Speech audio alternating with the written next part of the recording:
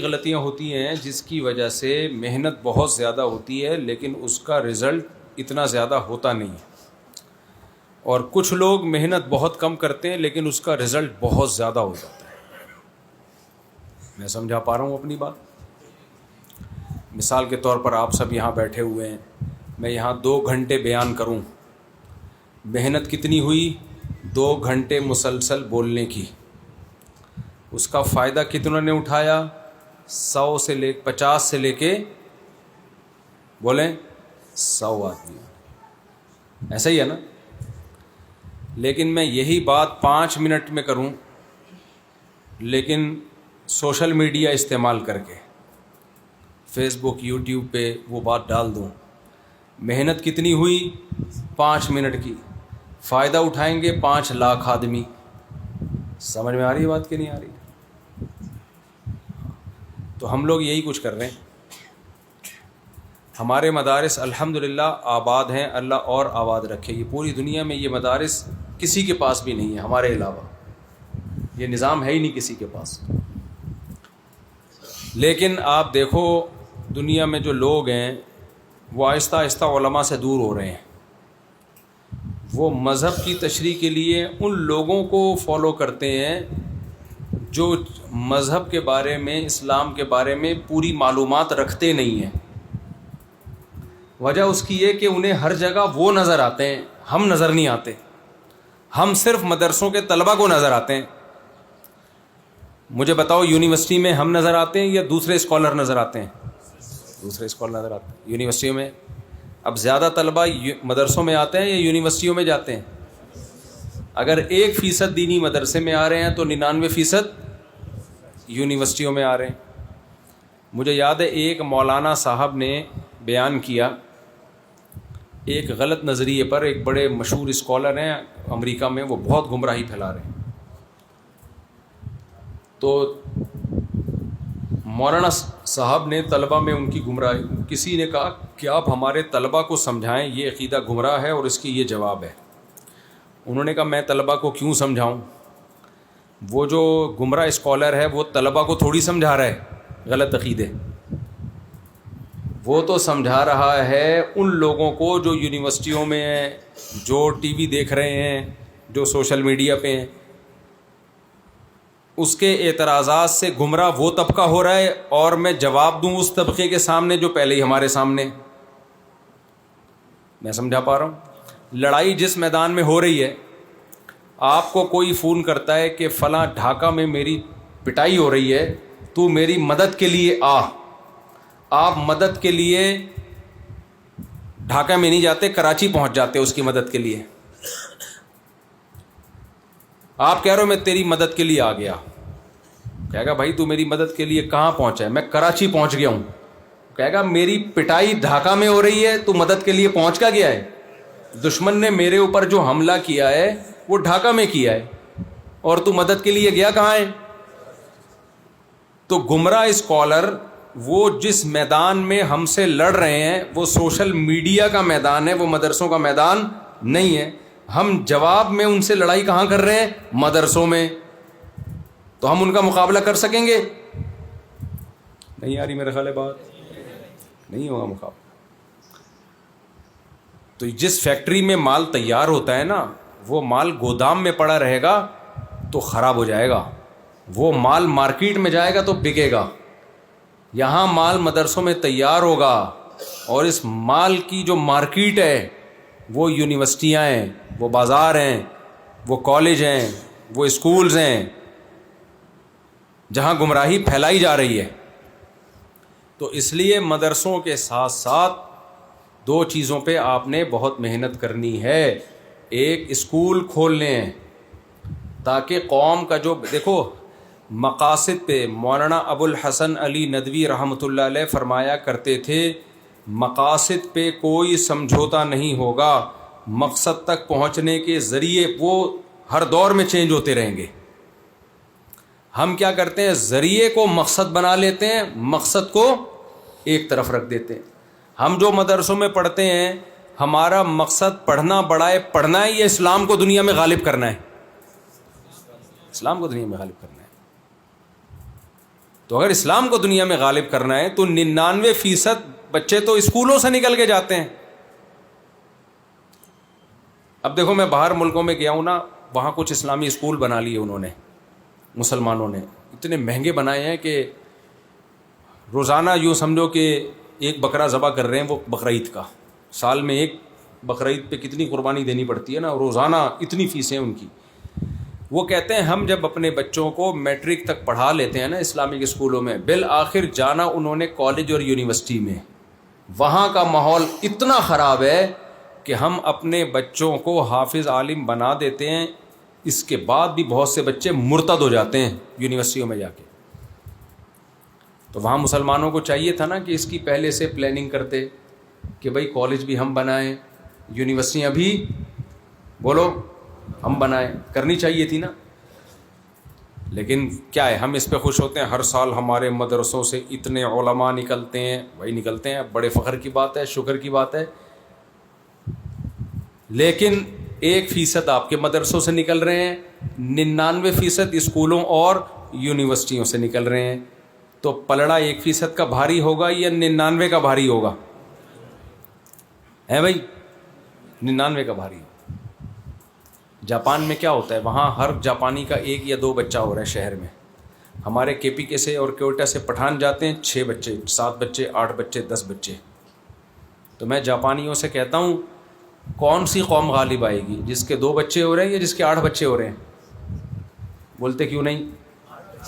8 جو پیدا ہو رہے ہیں نا ان کی سپیڈ زیادہ ہے, اور جو 1-1, 2-2 ان کی سپیڈ کیا ہے. تو یہ تو گراؤنڈ ریئلٹی ہے نا, زمینی مشاہدہ ہے, اس کا کوئی انکار کر سکتا ہے؟ تو میں نے کہا تم دعوت اور تبلیغ کا کام نہ بھی کرو تو بھی صرف یہ نہیں کہ جاپان میں مسلمان زیادہ ہوں گے, پٹھان بھی زیادہ ہوں گے جاپان میں, اور جاپان کی سرکاری زبان ایک دن آئے گا پشتو ہوگی. کیسے روک سکتے ہو بھائی؟ جس قوم کا گروتھ ریشو نسل بڑھ رہی ہے اس کو کون روک سکتا ہے؟ تو اب تبھی وہاں کے لوگ پریشان ہیں, جاپانی بھی پریشان ہیں, یہ کیا ہو رہا ہے, اپنی قوم کو بول رہے ہیں اسپیڈ تھوڑی سی کیا کرو, بڑھاؤ. ہو سکتا ہے جاپان کی حکومت مجھے دعوت دے کہ 4 شادیوں کے بیان جاپانی زبان میں کرو آ کے, آپ ہو سکتا ہے بلا لیں مجھے, کیونکہ وہ تو نظر آ رہا ہے نا ان کو. تو اب مجھے ایک بات بتاؤ, 99% طبقہ یونیورسٹیوں میں جا رہا ہے, 1% کہاں جا رہا ہے؟ مدرسے میں. ٹھیک ہے, بہت بڑی تعداد ہے, ہزاروں بچے پڑھ رہے ہیں, لیکن میرے بھائی یہ بچے مدرسے برائے مدرسے کے لیے نہ ہوں, مدرسے کے لیے بھی ہوں, وہ تو ضروری ہے, لیکن ایسی بھی تو کچھ ترتیب بنانی ہے نا. اپنے اسکول بنائیں, اپنی یونیورسٹیاں بنائیں, ان میں اسلامی ماحول ہو, تعلیم بہترین تعلیم, سائنٹسٹ بھی ہمارے ہوں, ڈاکٹرز بھی ہمارے ہوں, پائلٹ بھی ہمارے ہوں, فوج میں جانے والے لوگ بھی ہمارے ہوں, ججز بھی ہمارے ہوں, اور آئین کے اندر رہ کر حکومت کی مخالفت میں کبھی نہیں جانا, کبھی بھی نہیں جانا. سب سے بڑا ٹیکنیکل فالٹ مذہبی لوگوں سے یہ ہوتا ہے, وہ حکومت کے مخالف آگے کھڑے ہو جاتے ہیں, پھر حکومت کو ان سے خطرہ ہوتا ہے, پھر حکومت جڑیں کاٹنا شروع کر دیتی. ملک کے قوانین کی خلاف ورزی نہیں کرنی, سب کے لیے راستہ کھلا ہوا ہے بھائی, آپ اس طریقے پہ چلو. 2 چیزوں کو اس زمانے میں استعمال کرنا بہت ضروری ہے, ایک سوشل میڈیا. اچھا, اب جب بھی کوئی کام کیا جائے گا اس کے سائیڈ ایفیکٹ بھی سامنے آتے ہیں, تو اس کے نقصانات کی وجہ سے کام نہیں چھوڑا جاتا, نقصانات کو ختم کرنے کی کوشش کی جاتی ہے. جامعۃ الرشید میں ہم نے جب طلبہ کو انگلش سکھانا شروع کی نا, تو طلبہ میں کہ اسٹائل چینج ہونا شروع ہو گئے. عربی میں ایک روحانیت ہے, عربی زبان میں جب تک عربی سیکھ رہے تھے نیک شریف شرفا, جیسے انگلش سیکھنا شروع کیا اسٹائل مارنا شروع کر دی انہوں نے, بالوں کی کٹنگ, یہ وہ عجیب سے انگریزوں والے اسٹائل آ گئے ان کے. تو شکایت آئی کہ یہ جو طلبہ انگلش سیکھ رہے ہیں یہ تھوڑے اسٹائل والے ہو گئے ہیں, جن میں وقار ختم ہو رہا ہے. تو اب یہ تھوڑی کہ انگلش سکھانا چھوڑ دیں ان کو, بھائی بین الاقوامی زبان ہے, تو اس کا حل یہ تھوڑی ہے نا کہ زبان چھوڑ دیں. اس کا حل یہ ہے کہ بھائی ان کو بولو انگریزی سیکھو, انگریز بننے کی کوشش بولو مت بنو, اس کی تربیت ہو. تو ایسے ہی سوشل میڈیا کا جب استعمال ہوتا ہے اس کا سب سے پہلا سائیڈ ایفیکٹ شو بازی. سب سے پہلے کیا چیز آتی ہے؟ اب آپ نے میری ویڈیوز دیکھی ہوں گی, میں یوں کر کے جا رہا ہوں ایسے جیسے پتہ نہیں کوئی چنگیز خان بغداد پہ حملہ کرنے جا رہا ہے، پھر ایسے اسٹائل سے یوں پھر یوں. یہ میں نہیں بنا رہا ہوتا، یہ لوگ مجھ سے پوچھے بغیر بنا رہے ہوتے ہیں. لیکن بہت سے طلباء یہ خود کر بھی رہے ہوتے ہیں، شو بازی میں آ جاتے ہیں. تو یہ سوشل میڈیا کا ایک نقصان ہے، اس نقصان سے بچنا ہے، سمجھ رہے ہیں؟ پھر غیر ضروری چیزیں اس میں ڈالنا شروع کر دینا، جو آگے بہت سارے نقصانات ہیں اس کے.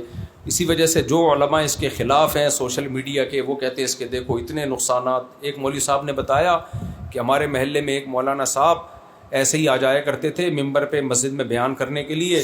جب سے انہوں نے ویڈیو بنانا شروع کیے، نہا دھو کے استری کر کے آتے ہیں بیان کرنے کے لیے.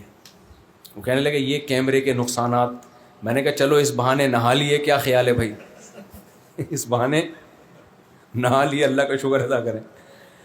تو نقصانات سے بچنے کی کوشش کرنی چاہیے، رہبانیت کو چھوڑ دینا چاہیے. ہمارے جامعۃ الرشید میں حضرت مفتی عبد الرحیم صاحب، اللہ ان کی عمر میں برکت دے، وہ اسی مہم کو چلا رہے ہیں کہ ہمارے اندر ایک بہت بڑی خرابی آ گئی ہے، رہبانیت، کنارہ کشی. اور فرمایا ایک تو رہبانیت یہ خرابی، دوسرا اس رہبانیت پہ فخر کرنا، یہ اس سے بڑی خرابی ہے. یعنی ہمارا دنیا سے تعلق ختم، یونیورسٹیوں سے ختم. اب یونیورسٹیوں میں لیکچرار ہمارے نہیں ہیں، گمراہ لوگ ہیں. پاکستان میں بھی یہی حال ہے، زیادہ تر لیکچرار قرآن و سنت کی عجیب عجیب تشریحات کر رہے ہوتے ہیں. سوشل میڈیا پہ زیادہ تر گمراہ لوگ ہیں جو مذہبی اسکالر ہیں، حالانکہ علماء کی تعداد ہماری سب سے زیادہ ہے، لیکن 4-6 گمراہ ہوں گے، چھائے ہوئے وہ ہوں گے، کیونکہ صحیح علماء آ ہی نہیں رہے. تو رہبانیت ہے اسلام میں، ہے بھائی؟ تو اس لیے اس طرف بھی تھوڑی توجہ دیں کہ سوشل میڈیا کا بھی بھرپور استعمال ہو، اس کے سائیڈ ایفیکٹ سے، اس کی نقصانات سے بچتے ہوئے. پھر بھی نقصان ہو توبہ استغفار کریں، لیکن اس کو چھوڑیں نہیں. دوسرا اس پہ بھی توجہ دیں، اسکول بنانے ہیں، کالج بنانے ہیں، یونیورسٹیاں بنانی ہیں. جیسے ہمارے جامعۃ الرشید میں غزالی یونیورسٹی بنائی، لڑکیوں کے لیے پردے کے ساتھ بالکل الگ تعلیم، لڑکوں کے لیے. اب آپ مجھے ایک بات بتاؤ، کتنا ہی نیک پرہیزگار تہجد گزار آپ نے یونیورسٹی کا مدرسے سے تیار کر کے یونیورسٹی میں بھیج دیا، اس کے ساتھ ادھر ایک لڑکی بیٹھی ہوئی ہے، 20 لڑکیاں دائیں بائیں. تو کہاں گیا تقویٰ بھائی؟ تھوڑے دنوں میں وہ خود خراب ہونے کا خطرہ ہے اس کے. تو وہ خود اپنے ایمان کو بچانا اس کے لیے مشکل ہوگا، چاہے جائے کہ وہ دوسروں کو سمجھائے. تو بہتر نہیں ہے کہ ہم ادارے بھی ہم بنائیں، حکومت سے تعلقات بنانا بھی ہمارے لیے ضروری. اب ہمارے ہاں جو علماء حکومت سے تعلق بناتے ہیں ان کو سرکاری ملا، درباری ملا کہا جاتا ہے. کہا جاتا ہے کہ نہیں کہا جاتا؟ بھائی تم حکومت سے تعلقات بنائے بغیر کسی بھی اسٹیٹ میں، ریاست میں کچھ بھی نہیں کر سکتے، کیونکہ طاقت کس کے پاس ہوتی ہے؟ حکومت کے پاس ہوتی ہے. اپنا نقصان کرو گے، ان کا تھوڑی کرو گے نقصان. اور یہ سیاسی لیڈر پتہ ہے علماء کو تعلق نہیں بنانے دیتے، خود بنا کے رکھتے ہیں. اور جب علماء بناتے کہتے ہیں درباری لوگ ہیں، سرکاری لوگ ہیں، سرکاری ملا ہیں، درباری ملا، اور خود صبح و شام حکومتوں سے تعلقات بنا رہے ہوتے ہیں اپنے فائدے کے لیے. تو اس لیے نہ حکومت کے کبھی مخالف جاؤ، حکومت سے بھی بنا کے رکھو، اور پولیس سے بھی بنا کے رکھو، فوجیوں سے بھی بنا کے رکھو، عدالتوں سے بھی بنا کے رکھو. اپنے بچوں کو علماء میں بھی عالم بھی بناؤ، اپنے بچوں کو اسکولوں میں بھی اچھی تعلیم دلاؤ. خود اسکول بھی بناؤ، سمجھتے ہو؟ خود کالج بھی بناؤ، یونیورسٹیاں بھی بناؤ. تو دنیا کے شعبوں میں بھی کس نے جانا ہے؟ ہم نے جانا ہے، پھر اسلام آئے گا.